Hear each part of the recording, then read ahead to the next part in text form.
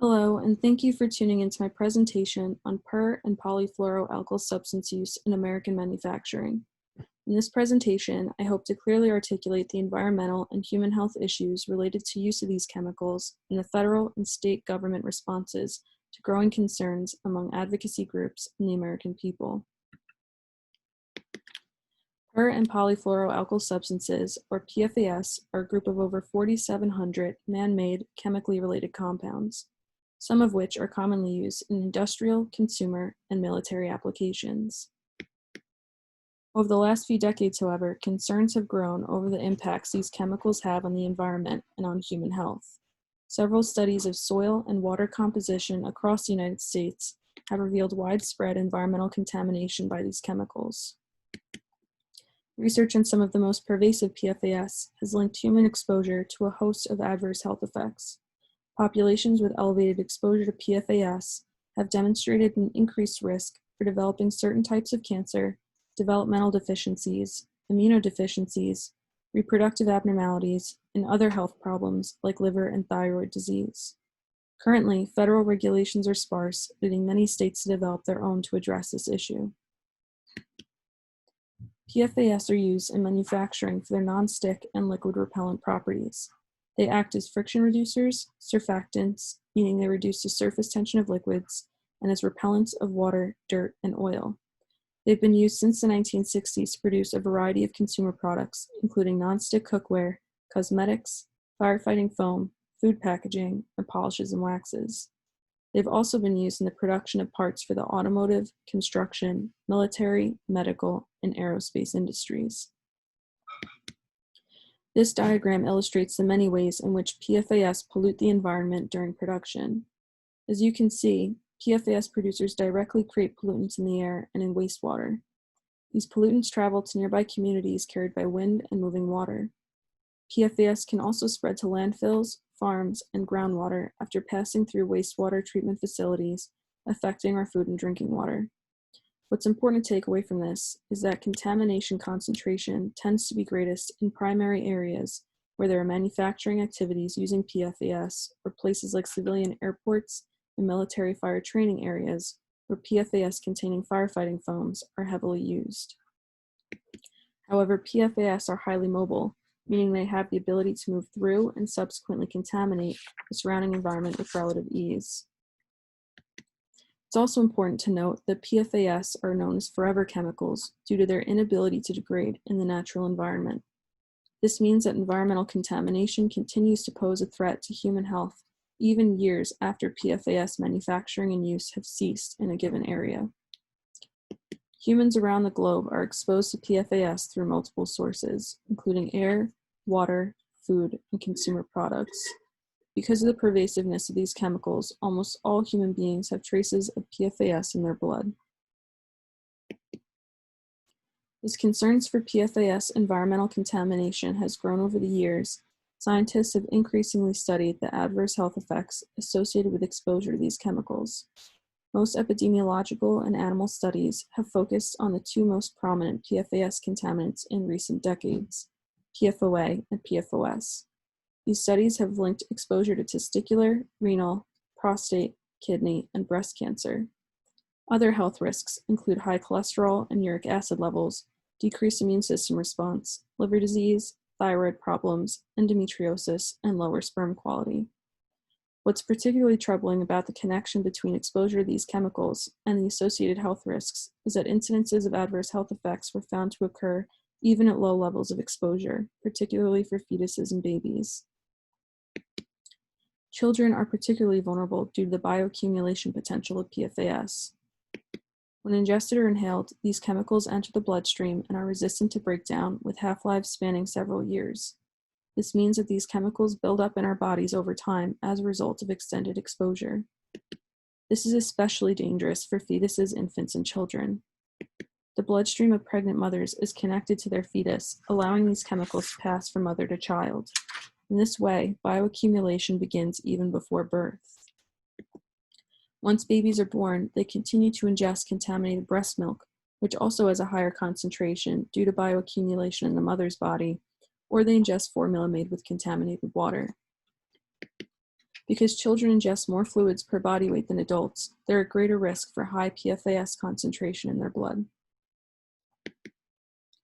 PFOA and PFOS, two of the most commonly used PFAS subtypes in manufacturing since the 60s, have been phased out of production in the United States, but they've been replaced by other PFAS subtypes. Short-chain PFAS, as opposed to long-chain forms like PFOA and PFOS, were marketed as a safer alternative because of their perceived lower level of toxicity. Though short-chain PFAS do have fewer fluorinated carbons than long-chain forms, that does not equate to a lower level of toxicity. In fact, research has indicated that short-chain PFAS carry similar health risks, are more persistent in the environment, and are harder and more expensive to remove from drinking water. As these PFAS become more prevalent in production, they pose a greater risk to public health. Most Americans have PFAS in their blood, particularly PFOA and PFOS. A 2017 study by the American Red Cross found that the average American has 4,300 parts per trillion of PFOS in their blood and 1,100 parts per trillion of PFOA. However, as you can see from this figure, blood serum levels of PFOA and PFOS have been trending downward following their phase-out in American production practices in the 21st century. It's likely that blood serum levels of short-chain PFAS that have replaced PFOA and PFOS will increase unless regulations are set to curb environmental contamination. Many Americans become exposed to these chemicals through drinking water, as PFAS contamination tends to travel long distances through groundwater. Public water testing for PFOA and PFOS across the United States has revealed that 33 states, 3 U.S. territories, and 1 indigenous community have contaminated drinking water, affecting over 16 million Americans. However, an environmental working group analysis estimates that there are actually 1,500 public water systems serving up to 110 million Americans contaminated with PFOA, PFOS, and other fluorinated chemicals due to limited testing in several states. 13 states have identified communities with water contaminant levels exceeding the EPA's health advisory of 70 parts per trillion. These communities are typically located near PFAS manufacturers or areas with heavy PFAS firefighting foam use. Many researchers and advocacy groups believe that the EPA's recommendation of 70 parts per trillion is even too high to protect public health and call for significantly lower maximum contaminant levels, ideally below 10 parts per trillion. PFAS use, environmental contamination, and human exposure are a threat to sustainability efforts. As defined by the United Nations, sustainable development is development that meets the needs of the present without compromising the ability of future generations to meet their own needs. A holistic approach incorporating various concerns of equity is necessary to reach this goal, including, among others, environmental equity, economic equity, social equity, and equitable health and well-being. With this in mind, we can view PFAS use in production as a sustainability issue for a number of reasons. As mentioned previously, PFAS are known as forever chemicals due to their inability to degrade in the natural environment. This means that even if PFAS use in production ceased to exist tomorrow, all PFAS chemicals that have polluted the environment up to that point will continue to pose a health threat for years via contaminated soil, water, and air until these chemicals are cleaned from the environment. Consequently, public health and remediation costs are a significant issue for current and future generations affected by PFAS exposure. States like Michigan, New York, North Carolina, and Massachusetts have spent millions of dollars in testing, monitoring, and technical assistance for communities identified with high concentrations of PFAS in drinking water. The U.S. Department of Defense has even spent over $2 billion for groundwater cleanup on 126 military bases that have high concentration due to decades of use of firefighting foams containing PFAS. Though less often quantified in monetary costs, several studies have indicated that health costs related to PFOA exposure, just one type of PFAS, exceeded $10 billion from 2003 to 2014. Though health costs related to PFOA have decreased due to lower exposure over recent years, public health costs have yet to be quantified for the PFAS that have replaced PFOA in production practices. Finally, certain communities, particularly those of color and low income, are disproportionately impacted by PFAS exposure and lack sufficient protections through state or federal regulations. 295,000 more people of color and 39,000 more low-income households live within 5 miles of a contaminated site than expected, based on U.S. Census data.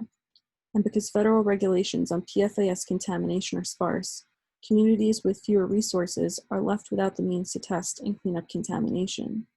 These communities are also more likely to suffer from additional environmental hazards and public health risks, further driving the social, economic, and health disparities for vulnerable populations.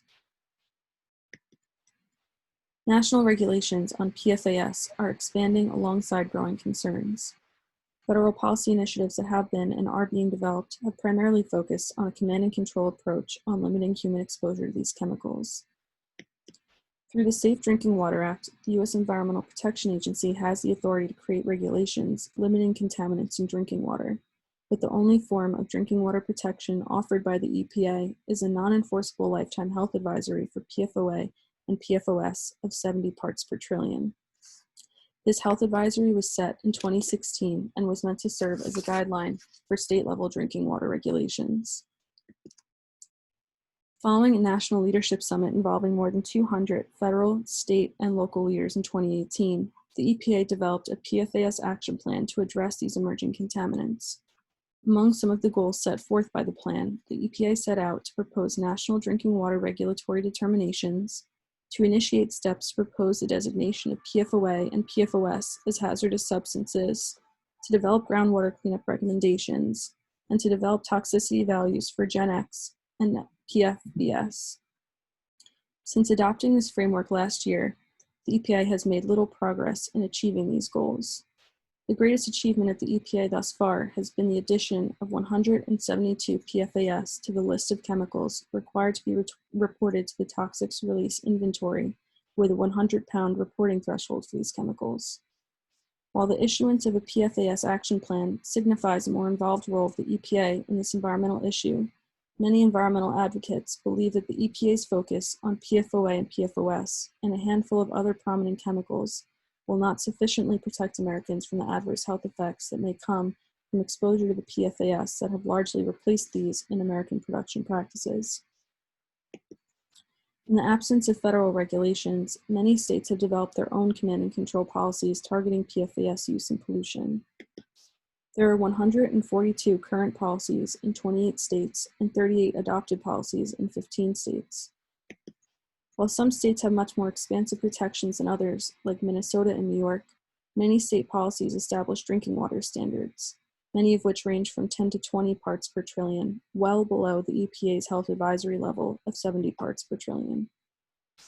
Many states also have policies that allocate money for state-funded blood testing of communities with high contamination rates, and policies that regulate the use of PFAS in certain consumer products, including cosmetics and food packaging. Much of the debate surrounding PFAS regulations in the United States comes from a lack of consensus over safe levels of exposure. Environmental advocacy groups, including the Environmental Working Group and the Natural Resources Defense Council, tend to call for strict regulations over the use of PFAS in production, as well as in environmental cleanup standards. Conversely, business and manufacturing interest groups lobby against regulatory measures, claiming they're too costly and restrictive. To further back their position, they often point to inconsistencies in scientific evidence for PFAS exposure-related health issues. In the following slides, I'll briefly explain the various policy proposals from interested parties. Environmental advocacy groups call for a range of protective policy measures at both the federal and state level, including requiring the disclosure of PFAS discharges under the Toxics Release Inventory Program, banning the use of PFAS in all non-essential products such as cosmetics, food packaging, and textiles, holding PFAS producers financially responsible for cleanup and other costs burdening affected communities, and protecting vulnerable populations from further harm by ensuring that affected communities have access to healthcare and monitoring for early signs of PFAS-related disease, and by ensuring that disposal of these chemicals will not further contaminate communities overburdened by pollution, particularly communities of color and low income. Importantly, environmental groups want a class-based approach towards regulation so that communities will be protected from exposure to all PFAS used in production practices. Business and manufacturing interest groups advocate that such measures are inappropriate and call for more research on the health effects of PFAS exposure. To back their stance, these groups point to a lack of research on most PFAS. There are over 4,700 chemicals belonging to this group, but most research is only focused on a handful of them, most notably PFOA and PFOS. They also point to the fact that much of the research that has been done are studies of association. Epidemiological and animal studies demonstrate that exposure is associated with higher rates of disease, but none make the claim that exposure causes these illnesses. Publications from chemical companies like 3M and DuPont stress the inconsistencies in research findings and purport their continued involvement in protecting the health of consumers everywhere. The presumed tactic here is that increasing research and testing will forestall the passing of regulations targeting PFAS use in production. If the science can be contested and businesses argue that PFAS replacement and cleanup costs are overwhelming, then legislators will be more inclined to take a conservative regulatory approach, particularly those already predisposed to adopting conservative policies. These business and manufacturing interest groups have spent millions in the last few years lobbying against proposed legislation. One policy in particular is the designation of PFAS as toxic under the Superfund law. 3M, a major PFAS manufacturer, and the American Association of Airport Executives, who represent the airline industry, which has largely used PFAS-containing firefighting foams, have lobbied against this action, as these businesses could be held responsible for cleanup of contamination. Since the introduction of the EPA PFAS Action Plan in 2019, lobbying expenditures for major chemical and industrial companies have increased, and in some cases, they've even doubled. We will likely see this trend continue as the EPA moves forward with their plan, and perhaps even see these regulations be challenged in the courts.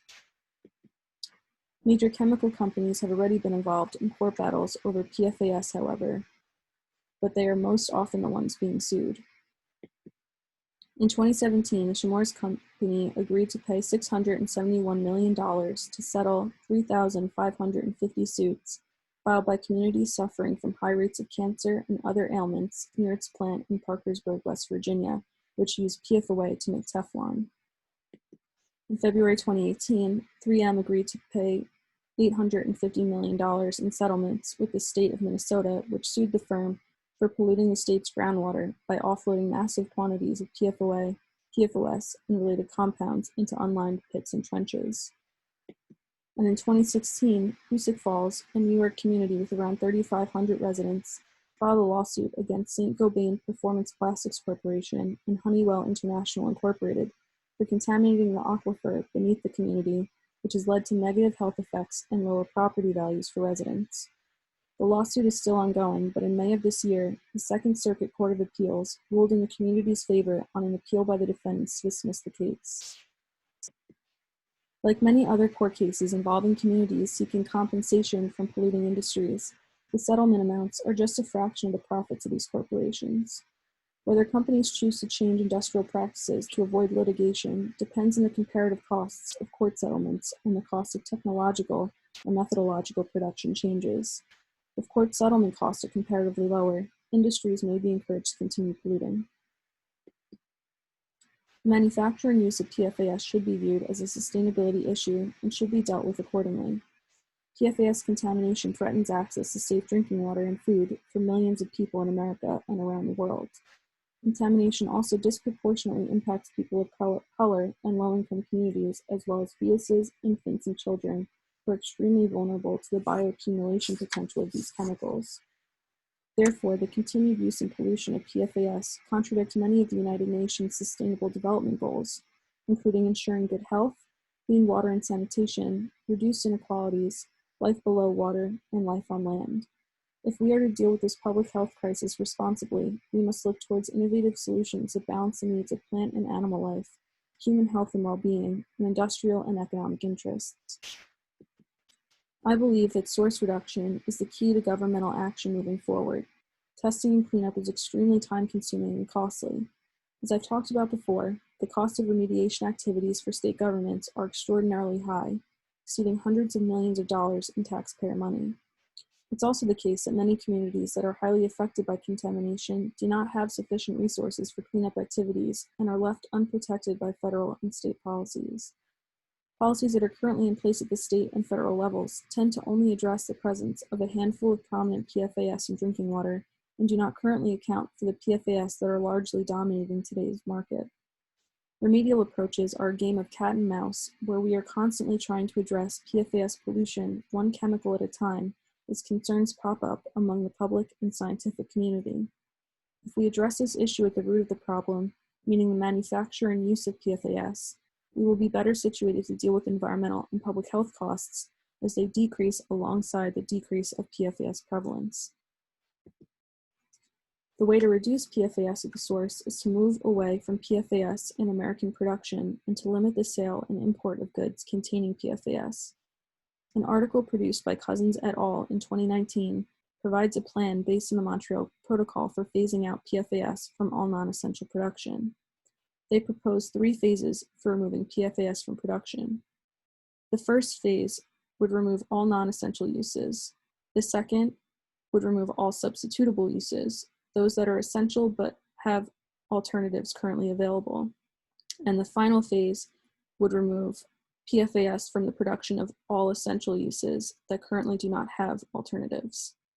Though the market for alternatives in some of these areas is currently small, the introduction of regulations will incentivize producers to research and develop safer chemical applications or to engineer products to maintain their function without the need for the use of chemicals at all. Countries in Europe, including Sweden, Germany, Denmark, and the Netherlands, have already commenced such a class-based approach for removal of PFAS in production, with the goal of complete phase-out by the year 2030. Some U.S. states have also adopted similar policies, including New York State. In New York, the manufacture, sale, and distribution of food packaging and firefighting foams containing PFAS are prohibited. There is also a purchasing framework in place that prioritizes avoiding toxic substances in future state purchases. These actions I've described will be difficult to implement at the federal level, primarily due to congressional gridlock. However, these actions are possible avenues forward toward a more sustainable manufacturing practice. Thank you for your time and attention to my presentation today.